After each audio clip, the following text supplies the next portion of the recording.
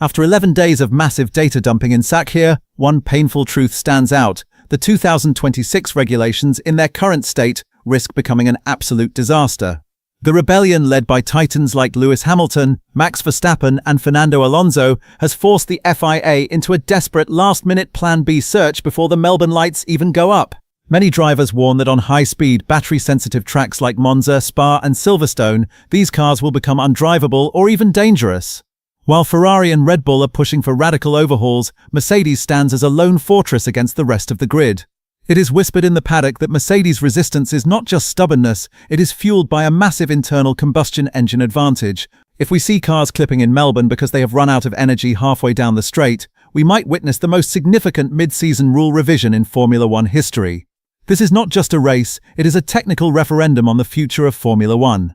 Max Verstappen hitting 344 km/h on the very first day of testing sent shockwaves through every garage. But the real mystery is why Red Bull never came close to that figure again for the remaining 10 days. While James Vowles suggests Red Bull simply turned down their units, a more complex theory is circulating: energy deployment optimization.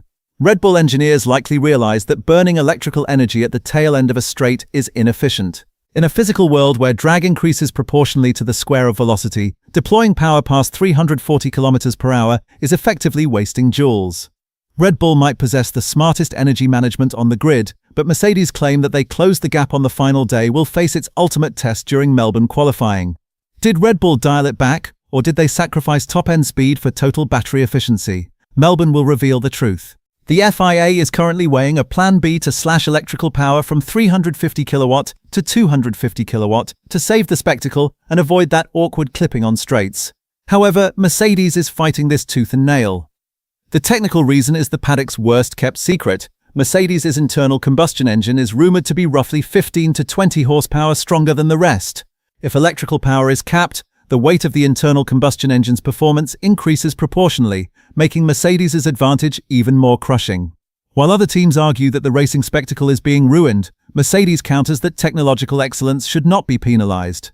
This political tug-of-war will define the power balance of Formula One post-Melbourne. If Mercedes wins this political battle, we might be looking at a second era of Silver Arrow dominance in 2026. Mercedes has ramped up its lobbying to make sure the rulebook remains written in their favor. On the final day of testing, Audi pulled a move that caught everyone off guard. They trashed their initial rear wing design to copy Alpine's dropping flap solution.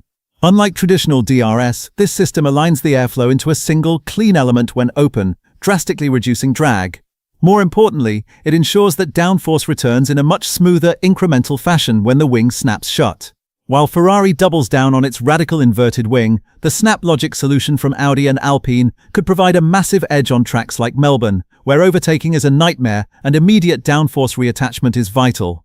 Audi is proving to be the fastest learner in the paddock, expertly adapting rival concepts at remarkable speed. This wing war will determine who can be the bravest under braking at the end of the high-speed sections. There is a funereal atmosphere in the Aston Martin F1 team camp.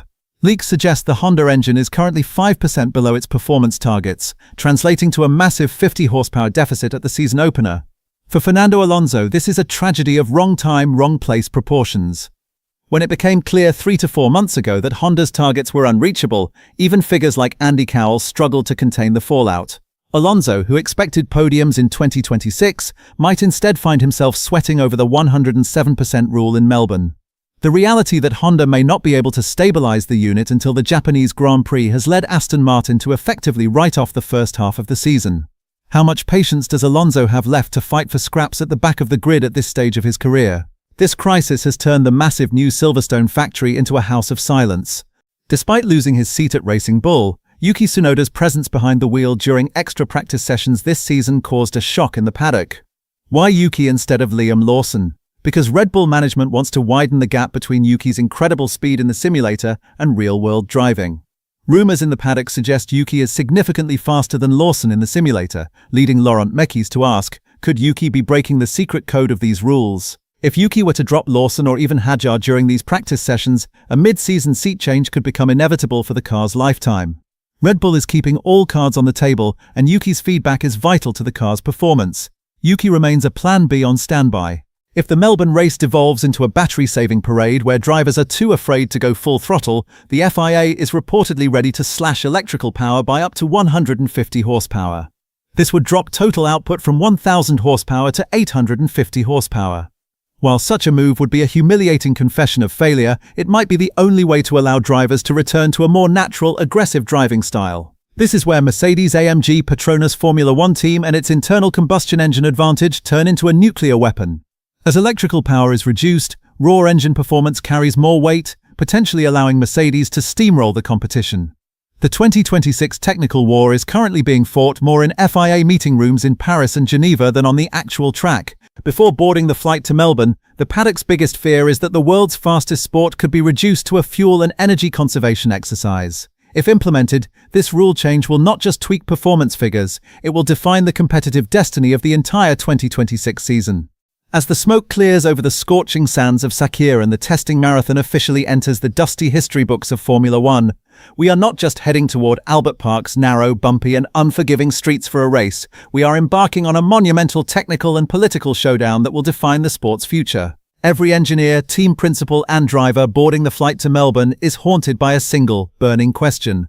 Will the 2026 regulations suffer a catastrophic failure at this first major test, or will they be hailed as an engineering triumph that pushed human ingenuity to the limit? This is no longer just a Grand Prix, it is the grand referendum that will either redeem F1's hybrid revolution or mark its greatest fiasco. The heavyweights of the paddock are descending upon Australia, carrying not just spare parts but technical dossiers heavy enough to rewrite the FIA's rulebook. There is a different fire burning in every corner of the grid right now. Mercedes-AMG Petronas Formula One team formidable political blockade, erected to protect its reported internal combustion engine advantage against both rivals and the FIA, forms the paddock's primary fault line. Red Bull Racing's undeciphered energy deployment mystery, hidden behind that staggering 344 km/h speed on day one in Sakir, continues to rob rival engineers of their sleep. Meanwhile, Scuderia Ferrari looms like a shadow over Mercedes, armed with an operational readiness that looks clinical and terrifyingly prepared. At the other end of the spectrum, Aston Martin F1 team is fighting a war for survival, crippled by a tragic 50 horsepower deficit from its Honda unit and a chronic shortage of spare parts. All of these elements prove that the 2026 revolution is in a volatile, almost Frankenstein era where nothing is set in stone. The FIA's emergency plan B to slash electrical power by 150 horsepower is sitting in a drawer, ready to be activated as the fastest rule overhaul in history, the moment these cars start clipping on the bumpy streets of Melbourne. But the ultimate question still echoes through the tree-lined straights of Albert Park. Should the FIA hit the emergency button and throttle electrical power to save the spectacle? Or should technological limits, engineering genius, and the raw pursuit of performance be allowed to push the boundaries to the absolute breaking point, as Mercedes insists? Will Melbourne be a battery-saving parade where drivers are too afraid to go full throttle, or a true clash of history's most powerful hybrid beasts? Can Mercedes win this high-stakes political war to protect its own technical edge? Or will the brutal nature of the Melbourne circuit expose every hidden fatal flaw of these next-gen cars to the entire world? Don't forget to subscribe and hit the bell for the final pre-Melbourne technical earthquakes, telemetry deep dives, and the hottest paddock political leaks. We will be there the moment the pulse of the paddock starts beating in Melbourne. Wishing you the fastest, readiest, and most strategic exit from the pits. Peace.